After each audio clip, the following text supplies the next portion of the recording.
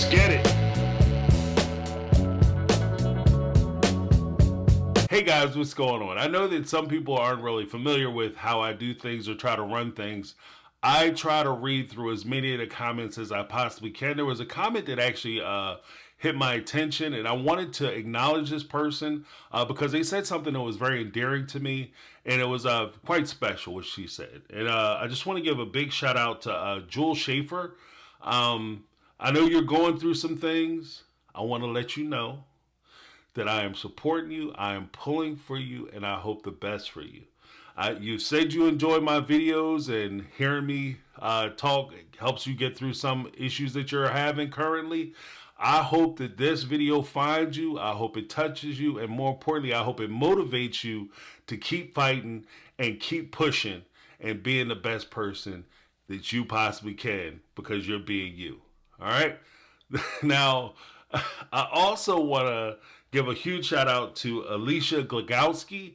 They asked a very interesting question about my thoughts and my opinions on Kody's paranoia, which could be transferred or translated actually to his anger and how he's suspicious of everyone, how he thinks that everyone is betraying him, and how he genuinely thinks that it's him against the world, and his whole family is against him, and everybody comes in contact is against him.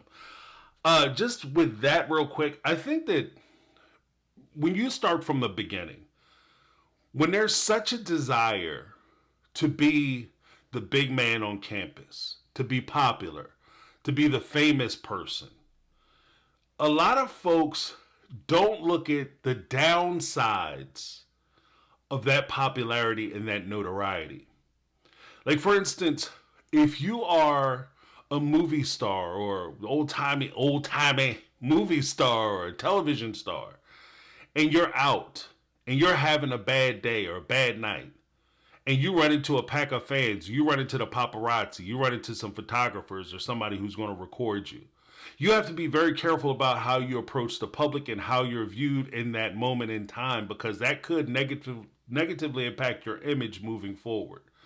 So Kody, in his desire to be the benchmark in his religion, the person of interest on television, a big famous reality star that everybody knows and everybody loves, the downside to that is no matter how popular you are, there are always going to be people who don't like you. And even, as popular as you try to make your stuff, there's always going to come out where somebody says something negative about you. And the craziest part about that is you could have 1,000 or 50,000 people saying these positive things about you, but for some reason you keep focusing on that one negative person who say, "I don't like you, you suck." Oh, wow. Why do you say that? You spend your time and you dwell in the negative, which is another thing that I see with Kody.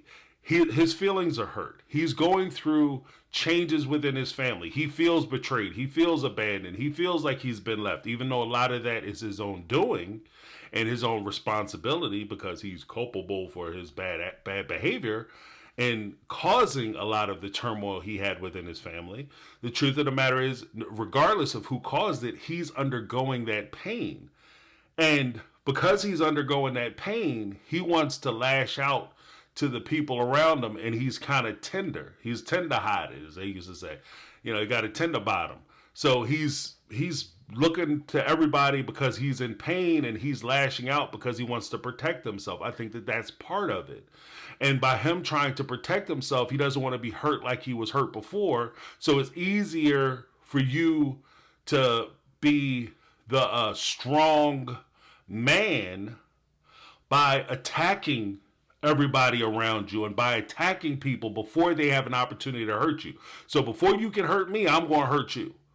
And this is part of the thing too, where when you don't have a lot of security and you don't have a lot of self-esteem, and the self-esteem and the security that you portray is very surface level and superficial. So with Kody, I see a lot of superficial confidence. I see a lot of superficial security, sense of security that he may have. The idea that he has to justify the things that he does by saying or citing what somebody else would do or lumping himself into another group of people. This is how men think. Men do this, and this is what men do. All men are the same, and we all are monolith, and we all think the same way, and we all act the same way. And if you're a real man, you'll do what I was doing because that's why I did it, because I'm a real man. If you're secure, you don't need to justify your actions. You do your thing because that's what you want to do. And not only will you do things and say things, but you'll back it up as to why you did what you did and said what you said. Kody doesn't necessarily have that in his toolbox. So because he relies on everybody else, it becomes a lot more unstable and unsteady as far as his positions are concerned. So as he's looking at everybody else and he's thinking about what this person would do, what this person would think, and how is this going to look, if you're so concerned about the reactions that other people are going to have based on what you do, then you can't ever act or move within confidence. As an aside, it wasn't long ago, I worked in a corporation, and the corporation I was working for was a big company. It was a Fortune 500 company. They were making good money, and my company was on the verge of being acquired by another company. There was going to be there was going to be a merger of sorts, and the difference that I noticed in the culture of the company as we were moving forward, and I'll tie this together, was that as we were moving forward with the company and they were kind of moving forward with the merger, and they were in talks, and we heard about it. It was grumblings that it was going to happen. The difference in how people approached their jobs was insane. It was night and day. Because one minute I would reach out and work with many different departments within the company.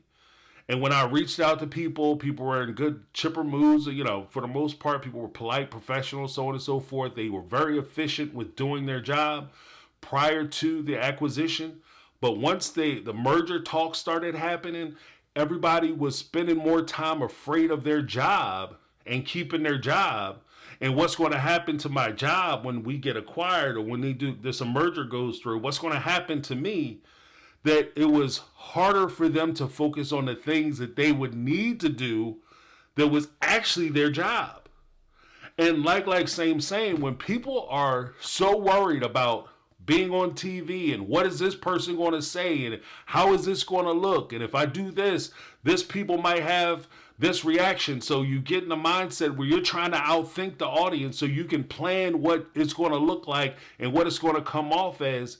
And in most cases, because you're planning your actions, it comes off inauthentic. So the audience doesn't trust you, and then that turns the audience against you. And then either way, you find yourself in a bad position where you're being criticized. And Kody, for the most part, God bless him, he spent the last 18 seasons of this show being heavily criticized. And so over the 18 seasons, he's starting to feel now insecure about his positions and a lot of who he is. And that's one of the downsides in being under the spotlight the way he's been under the spotlight, honestly. And this is not to justify anything that he's done to these ladies, because a lot of what he's done is inexcusable in and of itself, irregardless of what he's going through. I'm just merely trying to point out some of the downsides of the things that he wanted so bad. Like, there's an old saying, be careful what you ask for because you just might get it. And in Kody's case, he desperately wanted to be famous. Now you're famous. The problem is you're not the kind of famous you wanted to be. You wanted to be the kind of famous where everybody was in love with you, thought you were so smart and so thoughtful. But you turned out to be the kind of famous where people are despise your positions. They don't like how you treat people. They don't like how you carry things out. They don't want to hear your thoughts or your positions on things. They don't think you're smart. They don't think you're an intellectual. They just think you're a cruel person. And so I think that Kody is combating those different elements. In addition to, nobody likes to get dumped, and sure as hell nobody want to get dumped on TV.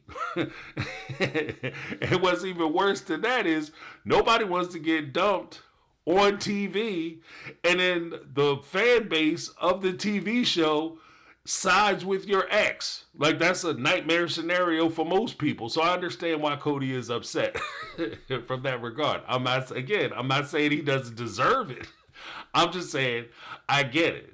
So to answer your question, I think that there's other factors as well that could go into the reason why he's so paranoid, the reason why he doesn't trust people. I mean, you can't really say that you're going to trust somebody that you've been mistreating. And that's another factor that kind of goes in there. Like, I could go on and start ticking off a lot of different things of why I think he might be exhibiting what would be considered paranoid or angry. You know, some people call it paranoid. Some people call it him just being angry. I think it's kind of a mixture of both. I think that there is some things, like, I don't think he's totally off base when he says that people are talking crap about him. People who are in relationships, who break up in relationships, are going to talk crap about their ex. Things happen. You know, if it was a bad relationship, you did these ladies dirty. So I would be very surprised if they weren't saying negative things about you. I would be not even surprised. I would be completely amazed, and they would have me gobsmacked, and I would have to shake their hands and give them the salute, because I don't think that anybody could go through what they went through and not harbor some bad feelings or ill will towards a person who did that to them. And with that being said, it's how you take these things in stride that I think is important as well. So hopefully that answered your question, at least open up the discussion for us to have it down below in the comment section. Again, if you guys know anybody who needs that kind of support, make sure you give it to them. Jules, we're thinking about you. That's my take. I'm James. This has been My Take on Reality, and I'm out.